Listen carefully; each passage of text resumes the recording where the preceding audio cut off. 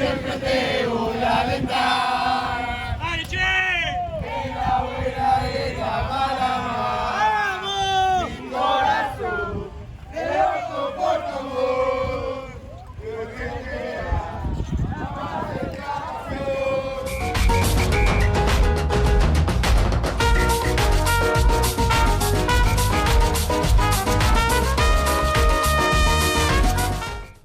Hey, what's up everybody, and welcome back to Miami Total Football. We're at Drive Pink Stadium on Sunday evening, a few hours after Inter Miami played its most recent game here, a 1-1 draw against Atlanta United, but it came in controversial fashion, or it ended in controversial fashion. Inter Miami thought it had earned a penalty kick in stoppage time in the 91st minute and had a chance to win the game when Victor Ulloa collided with Atlanta United goalkeeper Brad Guzan in the penalty area. But head referee Joseph Dickerson said, play on. He did not call the foul. He did not award a penalty kick. He did not go to VAR to review the play, just said play goes on. And Inter Miami ended the game feeling a bit hard done by, feeling like they should have gotten a penalty kick there and a chance to take all 3 points. Now, head coach Phil Neville, who has been very calm and composed in all his press conferences to date with Inter Miami or as Inter Miami head coach, he was a bit wound up after this one, and understandably so. He even admittedly said, look, I'm still in game mode, but you could see that he was a bit agitated, a little bit frustrated with that no call. He expressed very clearly that he thought it should have been a penalty. 100% a penalty. I think we should have had two, maybe.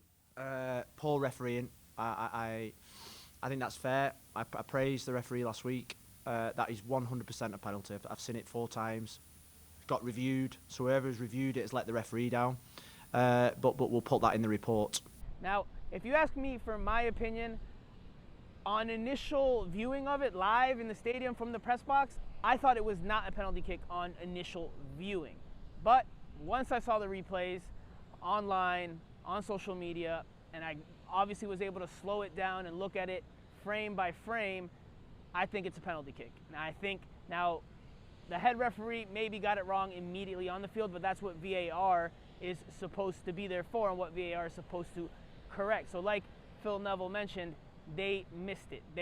It should have been a penalty kick in my opinion. I'll say that, look, Victor Ulloa takes a bad touch on a great ball from Gonzalo Higuain. Takes a bad touch. Guzan bobbles and spills the ball, and the ball's loose in the penalty area. So Ulloa, like Guzan, they both have a right to go for the ball.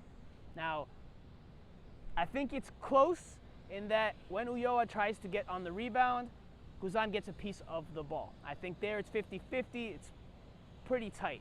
But I think the follow-through is what should have given Inter Miami a penalty kick, because the ball is still there trickling in and around the box. Ulloa could get to it and tap it home while Guzan's still on the ground, but Guzan's follow-through on his dive attempt impedes Ulloa from getting to the ball. And that's where Ulloa went down and thought he should have earned a penalty kick. So in my opinion, now after having seen it a few more times, I think it was a penalty kick. I think it was a wrong decision from the officiating crew in this one. I think Inter Miami was very unlucky not to get that call, especially when you consider that there's VAR. This was a few years ago when there's no VAR. Well, you know, that's just how soccer and football went in those days. But now with VAR, there's really no excuse for them not to make that call, because again, in my opinion, thought it was a penalty kick. Now there's another play in this one in which Inter Miami thought it could have earned a penalty kick, and Phil Neville kind of alluded to it in his post-game press conference, and that came in the 60th minute when Gonzalo Higuain took a sloppy pass from Santiago Sosa and dribbled towards goal, ended up taking a shot that was deflected over the goal. Now, on replays, it does look like Miles Robinson gets his outstretched arm onto the ball, and that's what deflects it over the goal. Now, again, initially you might think, well, it hit his leg, but again, looking at it slowly and from different angles, it looks like it hit Miles Robinson's arm. Inter Miami didn't make as big of a case or didn't argue for that penalty kick as much as they did the one with Ulloa, but that should have probably been a penalty kick for them as well. So 2 missed calls there that definitely Inter Miami is going to feel a little bit upset about. But at the end of the day, when you take the whole balance of play from Inter Miami in this one, it was a mixed performance. Again, the first half, like we've seen in other games, just not very good. They did have a few moments in the attack, a couple of looks, including one from Gonzalo Higuain that was a golden opportunity that you would expect him to put away, but he didn't. And again, on the whole, Inter Miami just did not play that well in the first half. Not only did they go down early, Josef Martinez scores in the 9th minute on a play where Ryan Shawcross kind of fell asleep on the mark a little bit, didn't get tight on Josef Martinez, but some blame also has to go to Blaise Matuidi, who also lets that entry ball come in with some loose marking despite being up close initially. So a bit of blame on the two veterans there. A good shot from Josef Martinez, but again, just on the whole in that first half, Inter Miami was not very good.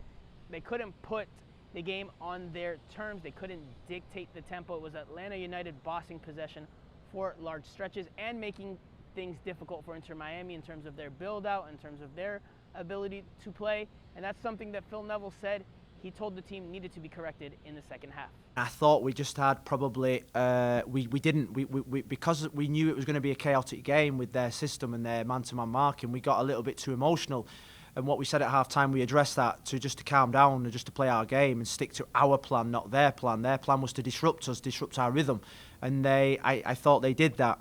Now things did get better in the second half, especially after Federico Higuain entered the match around the 52nd, 53rd minute. Now we saw this in the game against the Philadelphia Union where he scored a goal and got an assist to help turn that game around. And in this one, he didn't get an assist and he didn't score, but he helped turn the tide. He helped give Inter Miami more possession, slightly more possession, and he gave them a little bit more energy, a little bit more of creativity and attacking ideas, things that they were largely lacking in the first half. Now, he's obviously at a very advanced age at this point in his career. He's 36 years old, so he might not have a lot left in the tank in terms of being able to go 90 minutes, but I think at this point, Phil Neville might have to start considering starting Federico Higuain at the 10 spot because he just gives the team so much more and a more natural, traditional style number 10 that actually can help create things and cause some danger and threaten the defense, the opposing defenses a little bit more. And you saw that. He hit a couple of through balls, including one very good one to Lewis Morgan shortly after coming on down the right flank. And that's the type of play that Inter Miami needs more of. And Phil Neville raved about Federico Higuain's performance after the game. With Federico, LA Galaxy, he was fantastic. Philadelphia, he won us the game. Today, he came on and he gave us that calmness and composure. I was going backwards and forwards whether to start him or to bring him on. I just think that at this moment in time, with the influence that he's having, the impact that he's having in that the last 40 minutes, 35 minutes of games, when the game becomes stretched, when the opposition become more fatigued and the game gets open, I think that's where he's got so much intelligence just to come on, and he picks up the game, picks up the rhythm of the game, the speed of the game really quickly, which is what he brings us. You know, I spoke to him yesterday. He's not played 90 minutes in a long time because of his injury. So he knows his worth to us. He's been sensational, I've got to say. And today was another major impact from him. He gives the team a lift. He gives the team composure when everyone else is around. He's running fast and he's emotional. He just brings a calmness to the game. And I'm really pleased with Federico. Now, I do think there are some other individual performances that need to be touched on, and that includes Lewis Morgan's performance. I thought he had a good game, not his best game, but I thought he had a good game, and he obviously scores the equalizer in the 77th minute with a good solo effort. He dribbles through a pair of defenders, not by them, but through them, and then he hits a hard low shot past Brad Guzan at the near post in the 77th minute to tie the game up and give Inter Miami some life. So a good performance from Lewis Morgan. It seems like he's getting a little more fit, starting to find his rhythm a bit more after a quiet first 2 games to the year. But we also have to talk about the performances of Gonzalo Higuain and Rodolfo Pizarro, 2 designated players, 2 players that you need to help you win games. And Gonzalo Higuain missed 2 very good looks that you would expect him to put away. Now, one might have been stopped by a handball, okay, but the other one in the first half, he has to put that away. You just can't miss that if you're Gonzalo Higuain. You're getting paid $7 to $8 million reportedly. You need to put the ball in the back of the net. That's just a chance he cannot miss. He cannot miss, because if this was a playoff game, that could have proved very, very costly. He's got to put that ball into the back of the net. That's what they're expecting of him. That's what he's on the team for. That's why he was signed. I don't know if at this case maybe he's losing some of his finishing touch, if he's there's just weight on his shoulders about scoring from the run of play, because he has not scored yet from the run of play in MLS, which I think is very notable, because that's a stat that goes back to last year. So that's something that Inter Miami needs to correct, something that he needs to correct, because he has to put the ball into the back of the net. Now, switching gears to Rodolfo Pizarro, he had talked last week about maybe playing in wide positions, given that Gonzalo Higuain drops back often into areas where a number 10 fills, where Pizarro's supposed to be filling.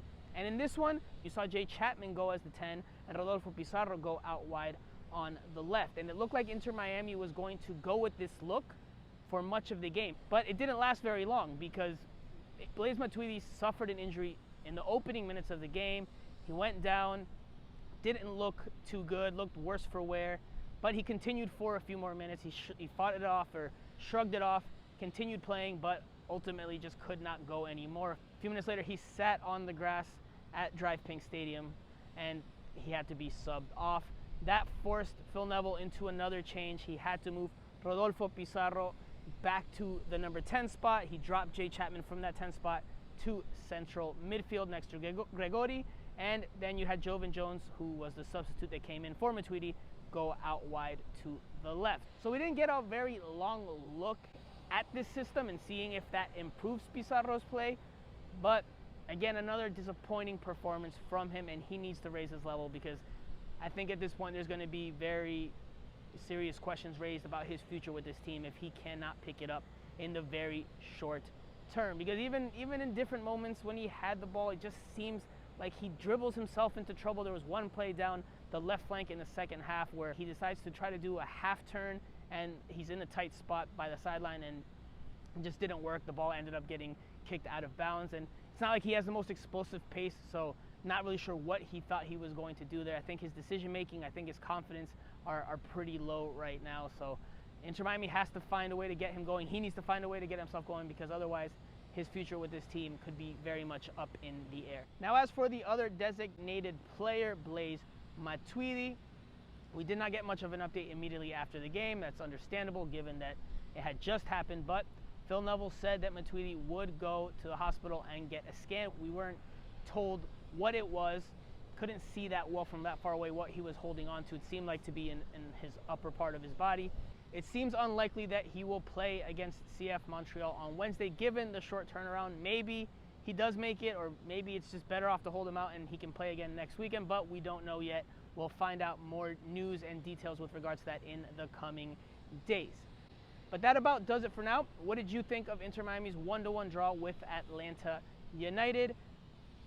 Do you think it's a just result on the balance of play, given how poorly Inter Miami performed in the first half, or are you still fuming over the no calls, especially that late no call on a would-be penalty kick for Victor Ulloa? Let me know in the comment section below. And as always, don't forget to like, comment, share, and subscribe. I'm Franco Panizo of Miami Total Football, and we'll see you guys here back on Wednesday.